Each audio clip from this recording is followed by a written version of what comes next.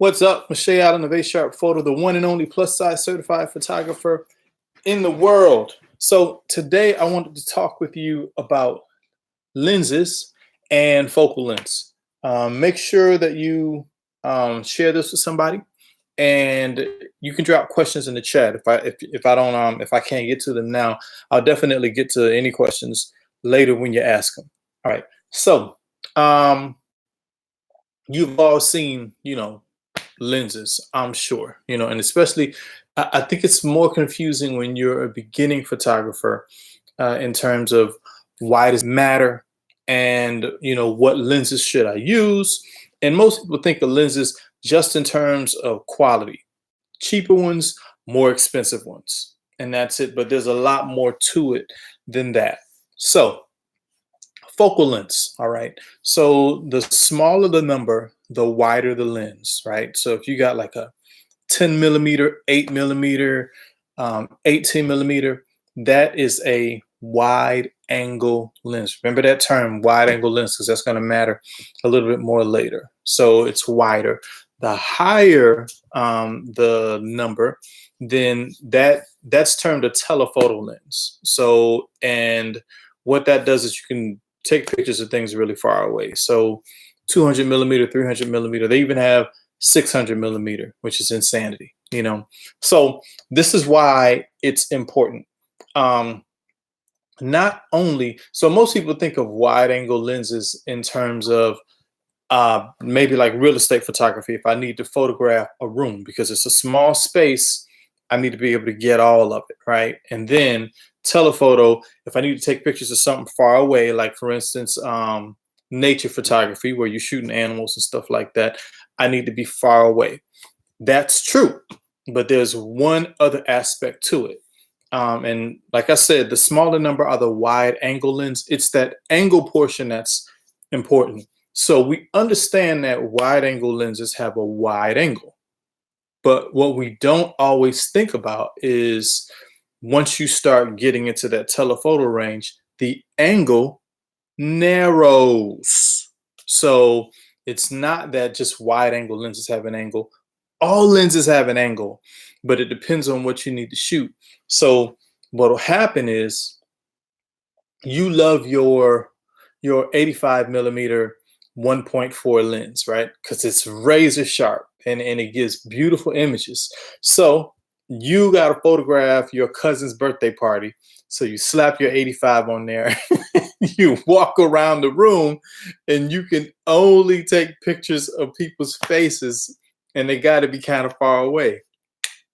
So that's why you kind of need to understand just focal length and when it's appropriate to use, well, appropriate, when it makes most sense to use what.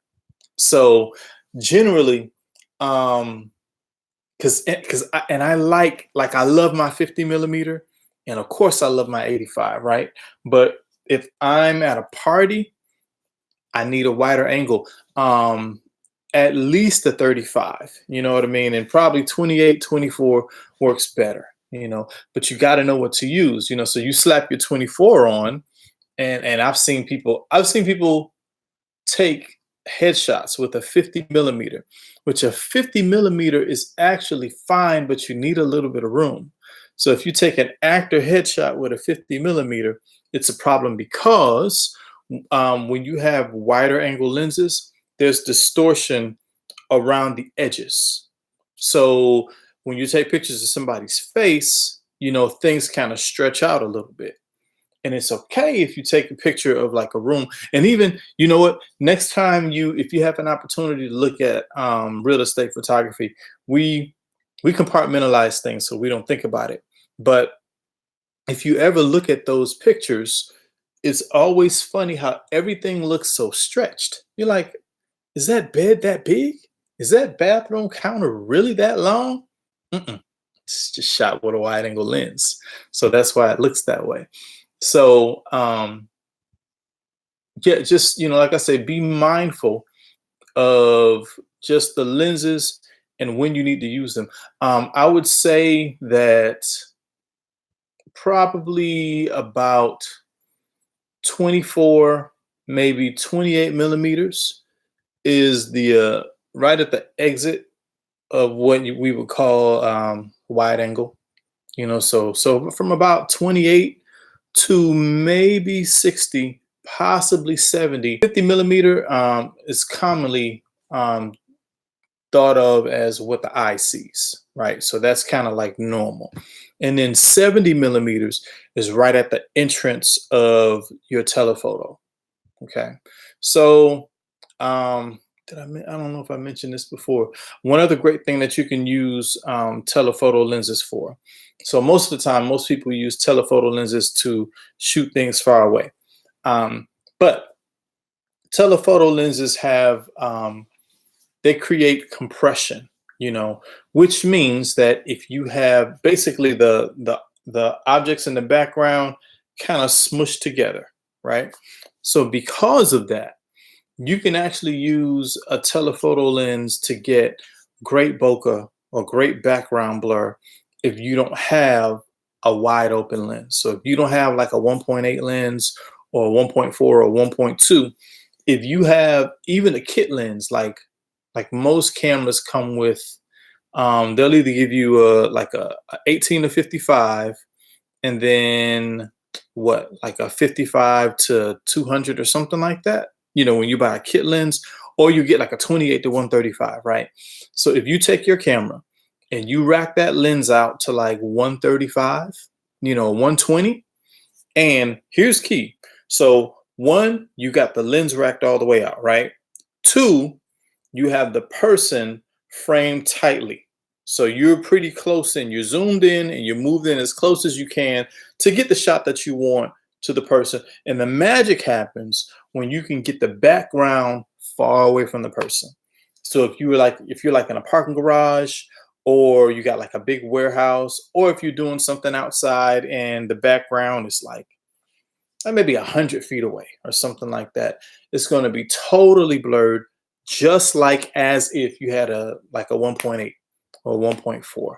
And then the great thing, what I like most about that whole distance and all that, is because when you shoot with like a 1.8, you are restricting your focal plane, right? What's the focal plane? I think I talked about this on another video, but I'll go over it again.